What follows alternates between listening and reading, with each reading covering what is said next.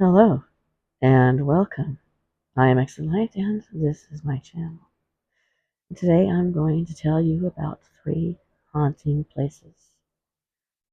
Places that you may not want to go. Before we get started, if you would please give this video a thumbs up. And if you're not subscribed, please do so, completely free, and you'll know when my content goes up. And if you would please leave a comment below, I would appreciate that. It really helps my channel. And this channel isn't monetized, so to help me be able to produce these videos, have the equipment and everything. If you would like to go check out my jewelry store, that'd be great. If you want to support me in some way and get something beautiful in return, I'd appreciate that. All right, let's go. The raided Inca tombs in Machu Picchu. Grave robbing is at best an unholy venture, wrote osteologist and Yale University professor George Eaton, who was in the position to know.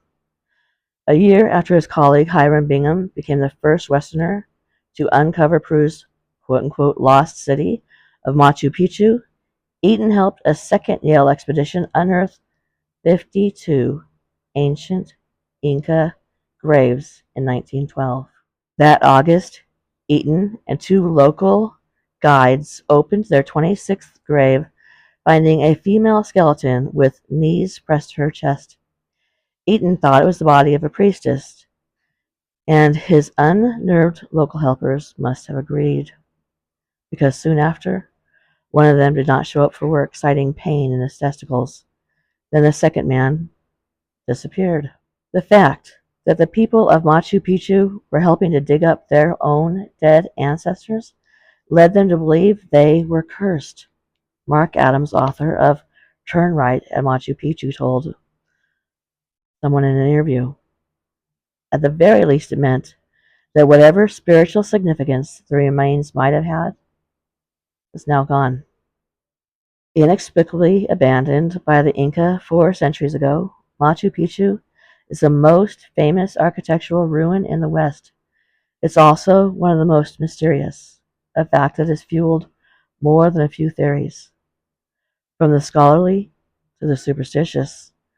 Was it a defense stronghold or a royal retreat?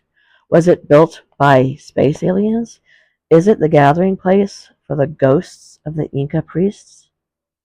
But the so-called curse may have been lifted, because in 2012, Yale University returned the last of the artifacts that had been stolen from Peru 100 years before. And for our next one, in this world, nothing can be said to be certain except death and taxes, wrote Benjamin Franklin once. And the two were once gruesomely combined in the silver mining town of Guanajuato, Mexico, between the 1860s and 1958. Relatives were forced to pay a tax to keep their dead loved ones buried in San Paulo Pantheon Cemetery. If they couldn't afford the fee, the bodies were removed from the tombs and stored in the ossuary. Because of the dry, hot climate and the fact that the corpses had been kept in airtight crypts, some of the unearthed souls had become well-preserved mummies. When curious locals began asking to see the bodies, workers started charging for that questionable privilege. And that was the beginning of Museo de las Momias de Guanajuato, which opened its doors in 1969. The museum showcases more than 100 mummies in climate-controlled glass cases, their gruesome grimaces the result of hardening tongues and slacking jaws.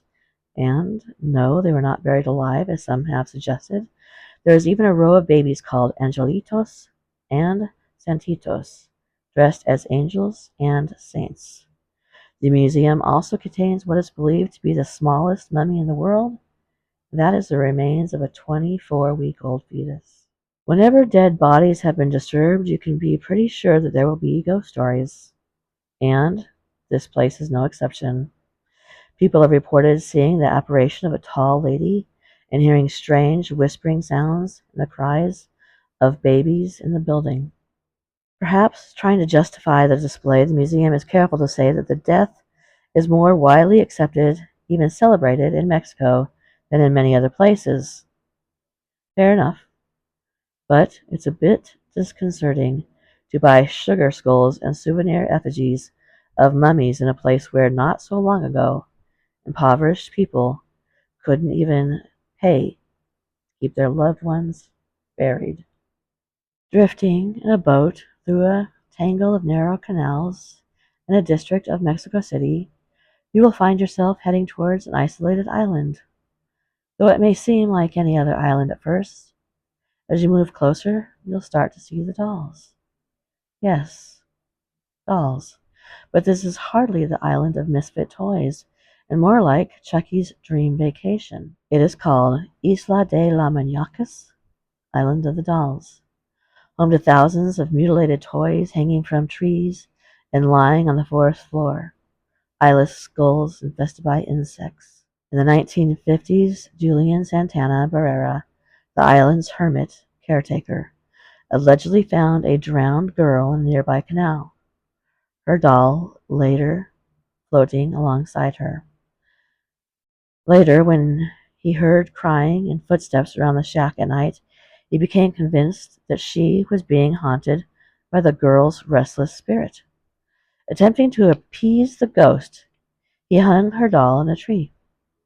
When the haunting did not stop, Barrera began hanging more dolls, creating an eerie amalgam of ritual, offering, and prehistoric art installation. In time, Barrera came to believe that all the dolls were possessed, and that the island was not only haunted, but cursed.